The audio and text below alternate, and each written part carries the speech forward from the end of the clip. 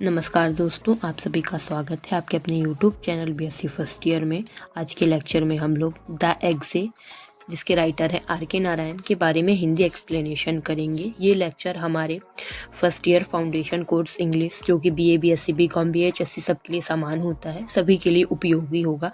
सबसे पहले हम लोग आर.के. नारायण जी के जीवन परिचय के बारे में हिंदी एक्सप्लेनेशन करेंगे। उसके पश्चात द एग्जे स्टोरी के बारे में। आर.के. नारायण जी का पूरा नाम रासीपुरम कृष्णा स्वामी अय्यर नारायण स्वामी था। उनका जन्म 1906 में हुआ था और उनकी मृत्यु 2001 में हुई थी। अंग्रेजी में लिखने वाले भारत के सबसे प्रसिद्ध लेखकों में से एक थे आर.के. नारायण जी, और उनकी रचनाएं महत्वपूर्णतः इसलिए जानी जाती थी कि वे भारतीय समाज में विशेष करके जो मध्यम वर्गीय लोग रहते थे, मिडिल क्लास के लोग रहते थे, उनके बारे में बड़ी ही सरलता और वास्तविकता से वो चित्रण किया करते थे। आर.के. नारायण जी का जन्म मद्रास में हुआ था, जो कि अब चेन्नई के नाम से जाना जाने लगा है। वो एक तमिल में ब्राह्मण फैमिली में उनका पालन पोषण हुआ। वो बढ़े वहीं पे, और वो अपने परिवेश से, आसपास का जो परिवेश था, उससे बहुत ज़्यादा इन्फ्लुएंस थे, यानी बहुत ज़्यादा प्रभावित थे। और उनकी जितने भी उपन्यास होती थी, जितनी भी रचनाएं होती थी, वो एक सामान्य सी नगरी मालगुड़ी पर केंद्रित होती थी।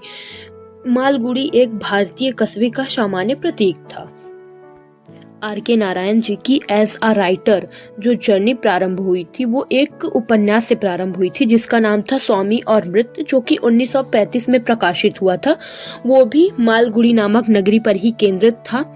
और उनकी स्टोरी जो थी, वह तो मुख्यतः मध्यम वर्गीय जीवन पर फोकस्ड रहती थी। उसमें किस प्रकार से लोगों में डेली स्ट्रगल होता है, किस प्रकार से उनका व्यवहार होता है, किस प्रकार से उनका रहन सहन होता है, इन सब चीजों पर ही उनकी स्टोरियां, उपन्यास सब कुछ केंद्रित रहते थे। आर.के. नारायण जी की प्रमुख रचनाएं फर्स्ट स्वामी एंड फ्रेंड्स, जो कि 1935 में प्रकाशित हुई थी, जो उनका पहला उपन्यास था, जो एक स्वामीनाथन नामक व्यक्ति थे और उनके फ्रेंड्स जो थे उनकी शरारतों पर केंद्रित था। फिर दूसरा है द बैचलर ऑफ आर्ट्स, जो कि 1937 में प्रकाशित हुआ था। वह एक क्यूबा की कहानी पर प्रेरित था, जैसे कि उसमें उसके जीवन में क्या संघर्ष होते हैं, कैसे उसका प्रेम जीवन होता है। फिर तीसरा है द गाइड, जो कि 1958 में प्रकाशित हुआ था। वो भी एक पर्यटक क्यूबा पर प्रकाशित था, जिसका नाम था राजू। फिर वो बाद में सन्यासी बन गया था। चौथा है मालगुड़ी देश, जो कि 1943 में प्रकाशित हुआ था, जो मालगुड़ी नगरी थी, उस पर केंद्रित था।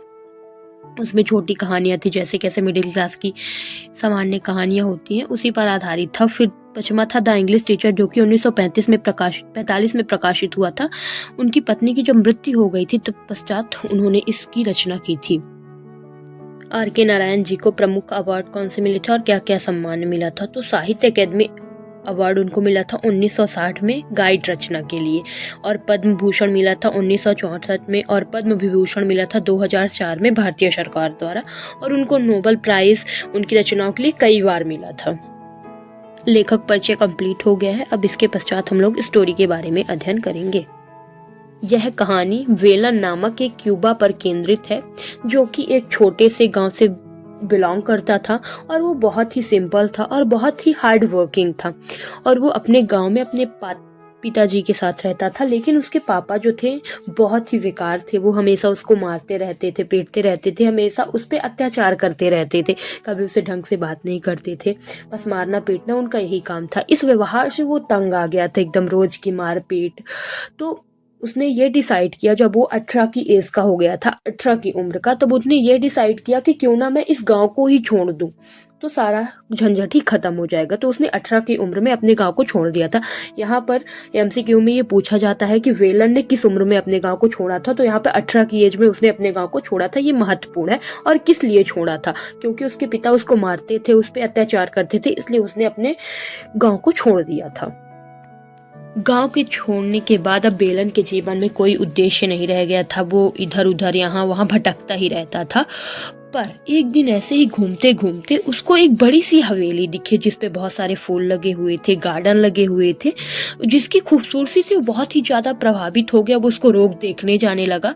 वहाँ के जो मालिक थे वो एक जमींदार थे, उनकी बहुत बड़ी हवेली थी।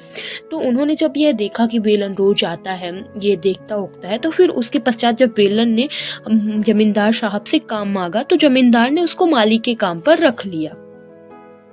वेलन अपने जीवन के कई साल इस हवेली और पौधों के देख रेख में लगा देता है और इस हवेली और पेड़ पौधों से वो बहुत ही गहरा लगाव प्रतीत करता है, बहुत ही कनेक्ट फील करता है। ये जो पेड़ पौधे होते हैं, हवेली होते थे और उसके लगाए गए जो पेड़ थे वो भी बड़े हो गए थे, मजबूत हो गए थे।